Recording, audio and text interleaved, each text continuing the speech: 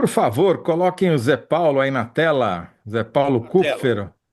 Acho que eu estou Opa, na Zé tela, Paulo não está na Kupfer. tela? Você estava na sua, mas não estava aparecendo naquela telinha ali do lado, Ah, tripartite, é, entendeu? é a tela Zé que Paulo com mostra. a sua extensa biblioteca ao fundo.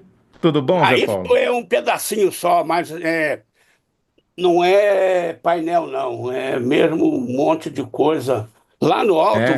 você vê, tem uma coleção da Abril, os economistas, um negócio espetacular, do tempo Ah, eu me para. lembro disso. Era ótimo. Abril Melhor era. que isso, só eram os pensadores.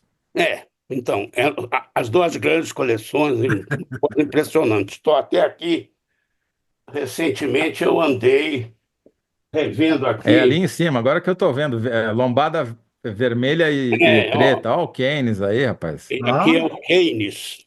é. Keynes, que tem uma introdução de um grande economista que sumiu, encheu o saco.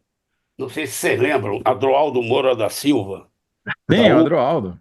da FIP. Então, ele tive com ele agora recentemente, é uma figura. Tá se interessando por energia, e está dizendo o seguinte,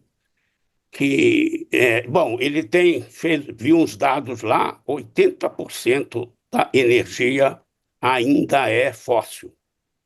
E dessas fósseis, não sei quantos mil por cento ainda é carvão. Só a China e os Estados Unidos respondem por mais da metade das emissões de CO2. Não, mas tudo bem, o Elon Musk vai resolver isso com aquele carro É. elétrico E dele, aí, né? rapaz, ele está E da onde dizendo. vem a energia que vai alimentar o carro É, elétrico? Do e carvão. aí ele está dizendo o seguinte: a energia solar e eólica, elas não vão resolver nada, são intermitentes, são incertas. A única tecnologia que se conhece e está mais segura e que pode evitar essas coisas todas é a nuclear. Olha só, uma É, volta. temos aqui temos a nossa jabuticaba, que é o etanol, né? Ah, sim, E sim, mas para produzir energia sim, em elétrica larga em escala. casa, Uhum. Larga escala. não dá o Sim, etanol. Não dá. exato. Move Sumiu seu O Zé, som. Hum? não, Voltou. voltou aí. O Zé Paulo, a gente já conversou um pouquinho aqui sobre cortes de gastos algum tempo atrás. Mas por isso eu queria focar a nossa conversa de hoje na segunda etapa, digamos assim, desse projeto do Fernando Haddad, do ministro da Fazenda, que é depois de aprovar o corte de gastos, que agora a gente acha que, pelo visto, bom, pelo menos o governo já pagou adiantado, né, pelo corte de gastos aí esses 8 bi, É. né? Imagina que vão entregar, né, pelo menos uma parte.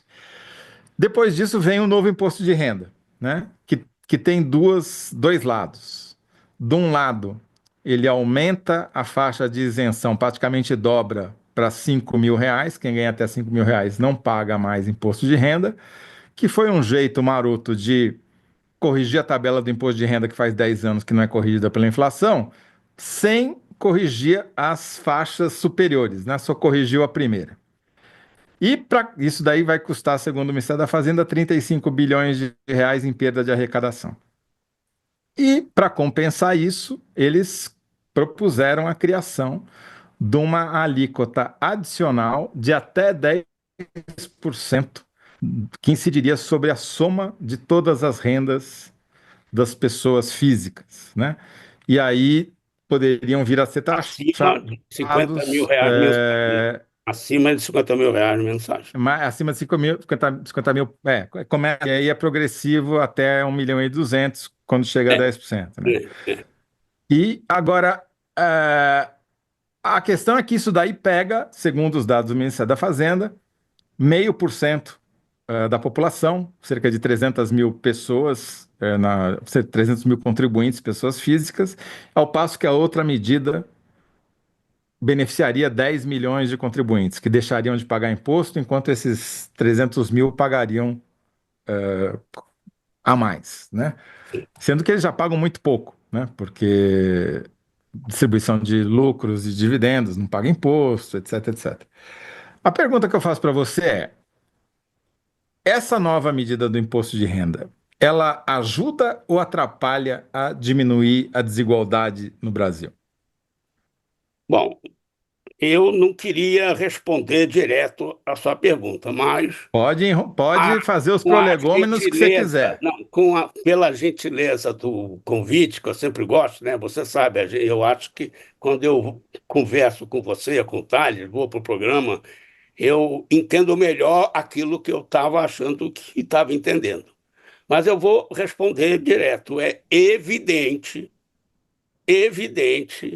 que, em termos de distribuição de renda e, portanto, de correção de algum nível de desigualdade, a medida faz sentido. Ela faz isso, tá?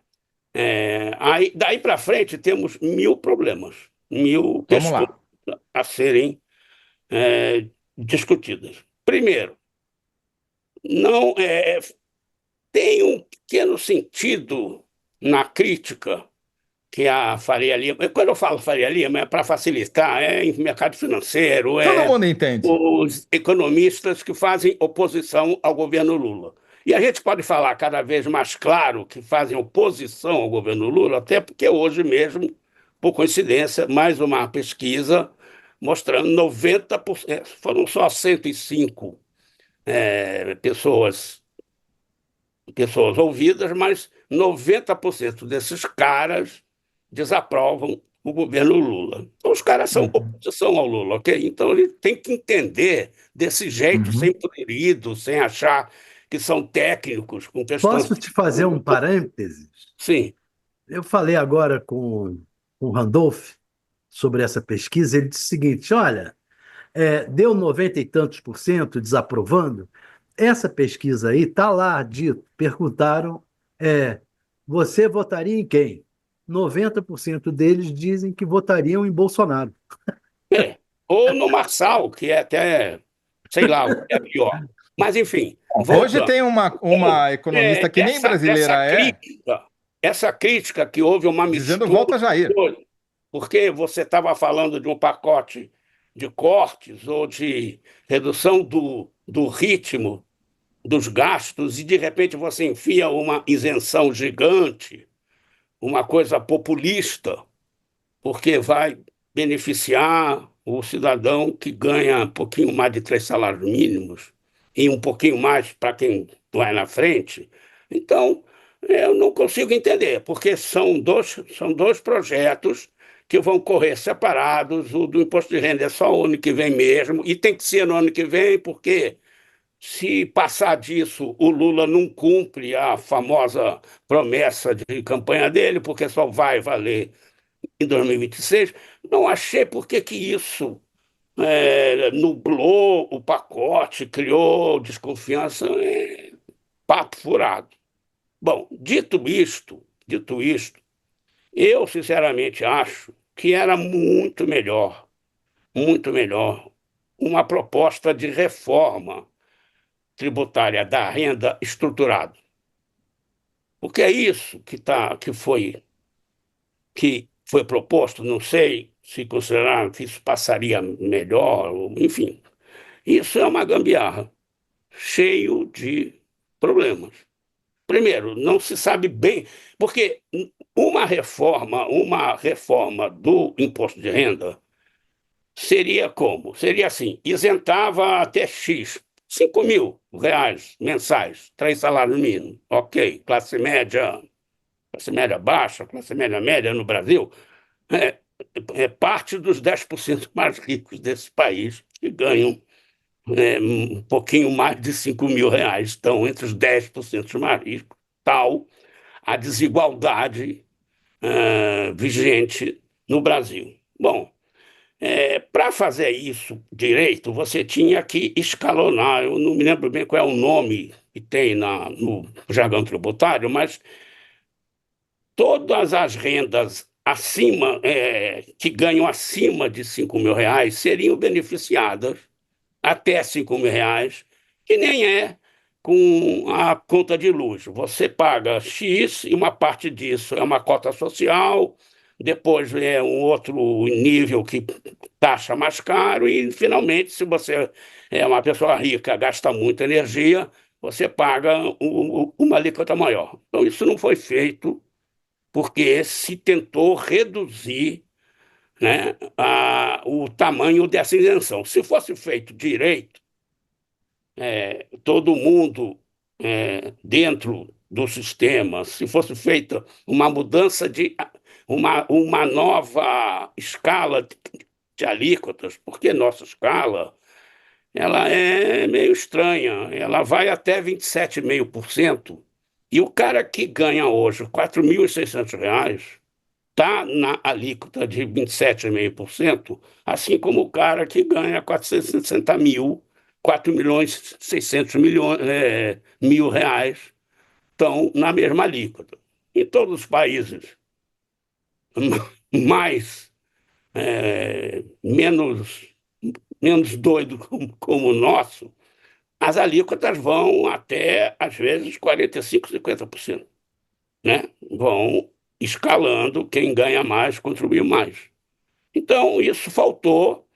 A solução é o seguinte: vai taxar até, vai isentar até 5 mil, isso vai dar um avanço até 7,5 mil por mês, e para exatamente a isenção não passar de 35 bilhões, um negócio desse, uns falam 50 bilhões por ano. Muito bem. O outro lado, taxar com um imposto mínimo não é uma reforma das alíquotas, não é uma arrumação da escala das faixas de renda como deveria ser. É um acerto, é uma coisa brasileira, um jeitinho, tá? É um imposto mínimo de 10% do total das rendas do cidadão. Está falando o total das rendas do cidadão, começou confundindo com um salário, depois aí ficou um pouco mais claro que total de rendas inclui outras rendas que o sujeito recebe, incluindo os famosos dividendos das suas aplicações em ações de empresas. Então, alguns desses contribuintes das faixas mais altas vão realmente ter os seus dividendos taxados, não são todos. Depende, então, de onde que, de fato vão ser feitos os cortes, de onde que essa arrumação, essa gambiarra vai parar. Vai chegar para tudo, vai ser uma reforma realmente do imposto de renda necessária, porque esse é o maior fator de desigualdade no país. Não vai ser. E a segunda parte é a seguinte: aí sim, a Faria Lima tem alguma razão no temor de que este Congresso aí, que é o Congresso das Barganhas, vocês sabem, melhor, estão falando disso agora, né? Quantos bilhões vão ser gastos para emendas que continuarão sem transparência nenhuma, um escândalo um negócio desse. Mas, enfim, este Congresso aí, totalmente inconfiável, vai decidir. E o temor é que eles acatem a isenção populista, entre aspas, até 5 mil reais por mês, e não taxem com esse imposto mínimo as rendas mais altas. Se taxar com o imposto mínimo do jeito que está, essa coisa meio ajambrada, do jeito que está, eu me fio no que eu considero que é o sujeito que mais entende, que melhor domina a mexida com esses números do imposto de renda, que é o Sérgio Gobetti, um economista, pesquisador do IPEA. Se não me engano, ele está agora, nesse momento, cedido lá para o Rio Grande do Sul, que é a terra dele. Tales talvez tenha conhecido. Sérgio foi jornalista, setorista da Fazenda no meu tempo de Estadão, a gente trabalhou junto. Depois ele viu que essa nossa profissão não estava dando muito certo, ele foi ser economista e hoje é o cara que mais entende dessa questão. E domina, tem os dados atualizados, domina esses números completamente. Poxa, eu me Ele, lembro dele como jornalista, eu não sabia que tá de economista e entendendo isso tudo, não sabia. sim, ele foi jornalista daqueles de plantão na porta do Ministério. Quer É ver? turista, Essa é a é diferença entre um o dos. Gobet e eu, né? Os dois demos plantão na mesma porta, onde ele está, onde eu estou agora. Pois, não, olha, mas enfim, o Sérgio ele é ativo de uns tempos para cá nas redes sociais, está lá no X, no Twitter, milhões de tabelas, e para mim ele disse que é o seguinte: se cobrar 30% do que deveria, já dá e sobra. E é meio óbvio que dá e sobra. É meio óbvio. E ó, Zé, E eu vou Tales, te um dizer dos uma coisa, Zé problemas, Paulo. hein? Essa é a conta da Fazenda. Eles estão achando que vai ter 70% de elisão fiscal e já só estão computando esses 30%, que é o Isso, que não vai dar isso, para contratar isso. um advogado tributarista para ocultar. Ainda assim, vai cobrir a isenção e vai sobrar dinheiro, vai entrar grana positiva nas contas do governo. E não tem a menor dúvida disso, porque realmente um dos problemas é, típicos, claríssimos da, da, da. Peraí que eu caí fora aqui só um segundo. Não, não, estamos te ouvindo e falando. Pode falar. Estamos ouvindo Ah, bem. tá, aqui, peraí. É, que é o seguinte: por quê? Porque a renda é muito mal distribuída e é muito concentrada. E por quê? A tributação pesa mais sobre quem pode contribuir menos, né? Precisa um esforço fiscal, ou seja, contribuição muito maior para poder cobrir os gastos públicos. Tem uma disfunção fundamental que é gerada exatamente pela má distribuição e, em segundo lugar, e não menos importante, porque no Brasil o sistema tributário é uma coisa escalafobética. Quem pode menos, quem tem menos capacidade contributiva, paga mais em termos proporcionais. Ou seja, como pode menos, paga pouquinho e muita gente tem que pagar para fazer um volume que termina não sendo necessário. Então, de fato, você isentar pessoal que ganha 2 salários mínimos e pouquinho, ou daí para até 3 salários mínimos, deixa o povo da Faria Lima nervoso, porque são do total de 46 milhões de contribuintes do imposto de renda no ano passado, eu acho que pega metade disso aí, ou pouco menos da metade. Pega a metade, quer dizer, isenta metade. E é uma grana razoável. Pode chegar até 50 bilhões, mas o outro lado, o outro lado tem uma capacidade de pagar gigante, porque os caras pagam 2%, 4% de imposto, 10% vai chegar, 10% de de taxação efetiva vai chegar para o contribuinte de 1,2 milhão cara Tá. que ganha 100 mil reais por mês, tem rendas que somam 100 mil reais por mês, né? É Então, isso. são quase 100 salários mínimos, pouco menos, uns 80 salários mínimos, é um absurdo. E Sim. ó, a resistência, esse eu acho que é o ponto.